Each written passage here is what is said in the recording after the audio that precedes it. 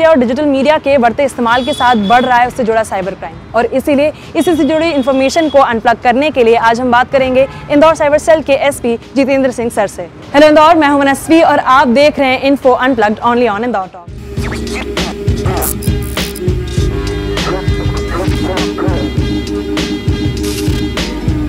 Sir, अगर हम बात करें साइबर क्राइम की, ऑनलाइन फ्रॉड्स की, तो इंदौर शहर में लगातार ये बढ़ते जा रहे हैं और जब भी हम न्यूज़पेपर उठा के देखते हैं तो हमें कहीं ना कोई ऐसी खबर मिल ही जाती है।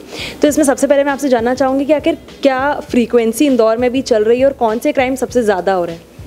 देखिए, जहाँ तक साइबर क्राइम्स की बात है, जब भी तकनीक का उपयोग बढ़ता है, जैसे समाज में मोबाइल और इंटरनेट टेक्नोलॉजी का प्रयोग बढ़ा है, कैशलेस इकोनॉमी ग्रो कर रही है, तो जब तकनीक का प्रयोग बढ़ता है तो उसका दुरुपयोग भी निश्चित तौर पे बढ़ता है। हम मोबाइल की बात करें तो 100 करोड़ से ज़्यादा मोबाइल उपभोक्ता हमारे देश में हैं। अगर हम डिजिटल कैशलेस इकोनॉमी की बात करें तो 4 करोड़ से ज़्यादा क्रेडिट कार्ड यूज़र्स हैं, 90 करोड़ से ज़्यादा डेबिट कार्ड यूज़र्स हैं, इंटरनेट यूज़ करने वालों की संख्या लगभग 50 करोड़ है। ऐसी स्थिति में साइबर क्राइम्स का बढ़ना जो है वो उसको आप इससे जोड़ के देख सकते हैं कि तकनीक का उपयोग बढ़ा है, इसलिए दुरुपयोग भी बढ़ा है।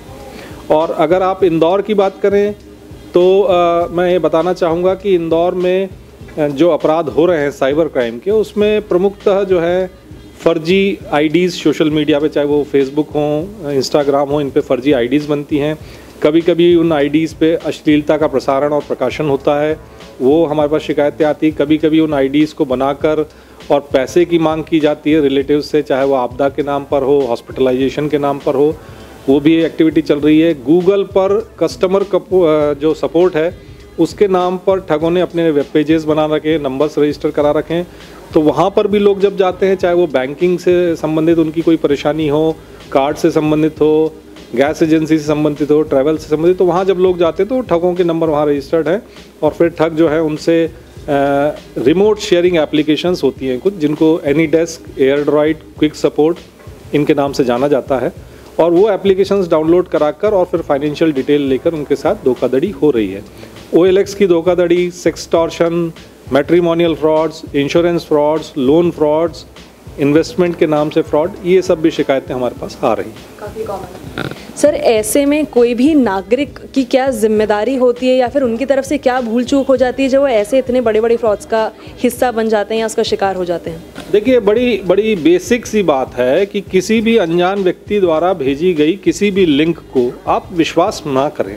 जैसे सामान्यतः जो अपराध हो रहे हैं उसमें KYC अपडेट बैंक खाते में कराने के नाम पर आपको मैसेज आता है, आपको अपने मोबाइल को 4G से 5G कराने के नाम से मैसेज आता है, आपको 25 लाख की लॉटरी जीतने के नाम से मैसेज आ रहा है, कोई फ़ोन करके बोल रहा है कि आपका कार्ड की वैलिडिटी ख़त्म हो रही है, ब्लॉक हो रहा है, उसके नाम से आपसे डिटेल ली जा रही है, आपसे ये कहा जा रहा है कि आपको जॉब दिया जाएगा और आप 10 रुपये का रजिस्ट्रेशन कराइए, और फिर आपसे एक रिमोट शेयरिंग एप्लीकेशन डाउनलोड कराई जाती है और आपकी फाइनेंशियल डिटेल ली जाती है। तो बेसिक बात यह है कि हमको किसी भी व्यक्ति से, किसी भी व्यक्ति से अपनी फाइनेंशियल डिटेल, चाहे क्रेडिट कार्ड हो, चाहे डेबिट कार्ड हो, बैंक डिटेल्स हो, OTP हो, ये शेयर नहीं करना है। अनजान व्यक्तियों द्वारा भेजी गई किसी भी लिंक पर क्लिक नहीं करना है। सोशल मीडिया पे अनजान लोगों से दोस्ती नहीं करना है। और मुख्यतः 3 कारण देखने में आ रहे हैं। पहला है लालच, दूसरा है डर और तीसरा जानकारी का अभाव। इन 3 कारणों से लोग साइबर क्राइम के शिकार हो रहे हैं। तो हम कभी भी ये किसी के फ़ोन करने पे कि आपका कार्ड ब्लॉक हो जाएगा या आपको इनाम लगा है, लॉटरी खुली है, या हम महंगे गिफ्ट विदेशों से आपको भेजे जा रहे हैं, इस पे प्रभावित ना हो अगर, तो हम साइबर क्राइम से बच सकते हैं। सर, यदि हम बात करें सोशल मीडिया, गेमिंग और उसके साथ जो सुसाइड या डिप्रेशन का जो बच्चों का कनेक्शन चल रहा है उसके बारे में, तो एक और चीज़ अभी हम देख सकते हैं कि इंदौर शहर में ऐसे भी जो क्राइम्स हैं वो लगातार बढ़ते जा रहे हैं, जहाँ बच्चे गेमिंग के चक्कर में कई सारे पैसे अपने माता पिता के गंवा देते हैं या फिर कई ऐसे बड़े स्टेप्स ले लेते हैं जो उन्हें शायद नहीं लेना चाहिए। तो इसको लेके इंदौर साइबर सेल क्या कदम उठा रही है? देखिए, हमारे पास समय समय पर इस तरह के शिकायतें आई हैं जहाँ माँ बाप ने हमें शिकायत की कि उनके क्रेडिट कार्ड, डेबिट कार्ड या बैंक अकाउंट से कुछ पैसे चले गए। जब हमने उसकी जांच की तो ये पाया कि वो पैसे उनके बेटा, बेटी या कोई रिश्तेदार ने ही निकाले थे। तो सामान्य तौर पर ऐसे प्रकरणों में हम उनको, बच्चों को यहाँ बुलाते हैं, उनके अभिभावकों के साथ बुलाते हैं और फिर उनकी काउंसलिंग करते हैं। हमारे पास जो केसेस आए उसमें महंगे मोबाइल खरीदने के लिए बच्चे द्वारा ऐसे किया गया है, गेमिंग में एसेसरीज खरीदने के लिए बच्चे द्वारा ऐसा किया गया है, इस तरह की बातें आई हैं। इसमें बहुत महत्वपूर्ण रोल साइबर सेल के अलावा अभिभावकों का है, पेरेंट्स का है, टीचर्स का है, उनके जो सहपाठी या उनके साथ जो पीयर ग्रुप है उसका है। हम सभी को समाज में इस बात पर नज़र रखनी पड़ेगी कि बच्चा जो है उसकी जो गतिविधि है वो असामान्य तो नहीं हो चली है, क्योंकि आजकल पढ़ाई के नाम पर सब बच्चों को मोबाइल या गैजेट्स प्राप्त हैं। उन गैजेट्स का उपयोग करते करते कभी कभी वो उस डोमेन में चले जाते हैं जो उनकी उम्र के लिए यथोचित नहीं होता है। तो इसलिए हर परिवार को इस बात पर नज़र रखनी पड़ेगी कि कहीं बच्चा जो है किसी भी चीज़ की अति तो नहीं कर रहा। अगर गेमिंग भी कर रहा है परिवार की सहमति से, तो वो एज अप्रोप्रिएट गेम्स खेल रहा है कि नहीं खेल रहा। गेम्स में हिंसा भी बहुत होती है। जिस तरह गेम्स आजकल के बच्चे खेल रहे हैं वो उसमें काफ़ी हद तक हिंसा होती है।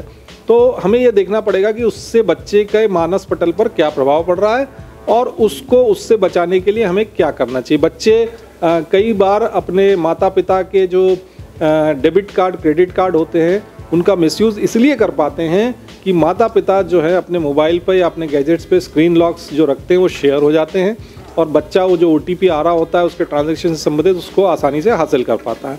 तो यहाँ पर भी हम अंकुश लगा सकते हैं। कुछ पेरेंटिंग कंट्रोल के सॉफ्टवेयर्स आ गए हैं, उनका भी उपयोग कर सकते हैं। तो तमाम ऐसी तरह की चीज़ें हैं जिनको अगर हम थोड़ा सा अलर्टनेस रखें तो बच्चों को इस दुनिया में सावधानी बरतते हुए हम बचा सकते हैं। सर, ये तो हमारी तरफ से सावधानी की बात हुई, पर जब अगर किसी भी व्यक्ति के साथ या किसी भी बच्चे के साथ किसी भी तरह का साइबर क्राइम हो जाता है तो उसके तुरंत बाद उन्हें किस तरह के स्टेप्स उठाने चाहिए? देखिए, सबसे पहले तो घबराएं ना। कभी भी हम जो कहते हैं कि किसी भी बच्चे को या उनके पेरेंट्स को घबराने की ज़रूरत नहीं है। यदि कोई अपराध हो जाता है तो आप तत्काल उस अपराध से संबंधित जो भी आपके पास जानकारी है वो लेकर साइबर सेल में आ सकते हैं, नज़दीक के थाने में जा सकते हैं। यदि आपको साइबर सेल या थाने में नहीं जाना है तो आप ऑनलाइन कंप्लेंट भी कर सकते हैं, उसकी भी व्यवस्था है। www.cybercrime.gov.in। मैं फिर से दोहराता हूँ, www.cybercrime.gov.in। ये एक ऑनलाइन पोर्टल है जिस पर कि आप अपने साथ हुए साइबर क्राइम की शिकायत लिखवा सकते हैं। यदि कोई फाइनेंशियल नुकसान आपको हुआ है तो एक हेल्पलाइन नंबर है 155260। इस हेल्पलाइन नंबर पर आप अपने फाइनेंशियल ट्रांजैक्शन की जानकारी भी दे सकते हैं।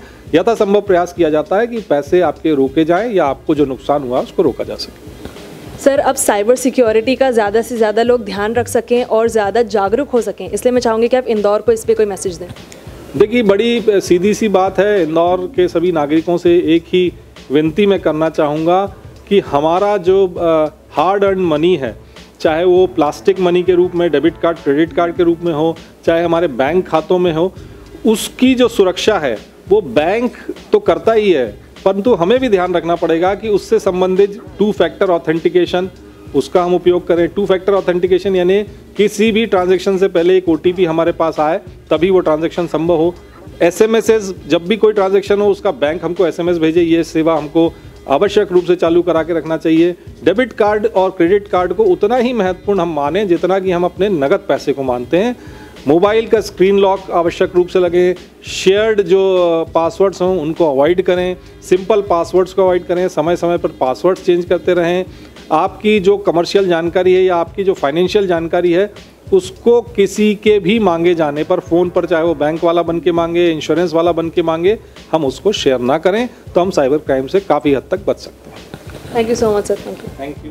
आज के इन्फो अनप्लग्ड में हमने बात की Indore cyber cell SP Jitendra sir के साथ और जाना कि किस तरह के साइबर क्राइम्स लगातार इंदौर शहर में हो रहे हैं, उनसे बचाव के लिए हमें क्या स्टेप्स उठाने चाहिए और यदि आपके साथ किसी भी तरह का साइबर क्राइम हो जाता है तो ऐसे में आपको इमीडिएट कौन से स्टेप्स लेने चाहिए।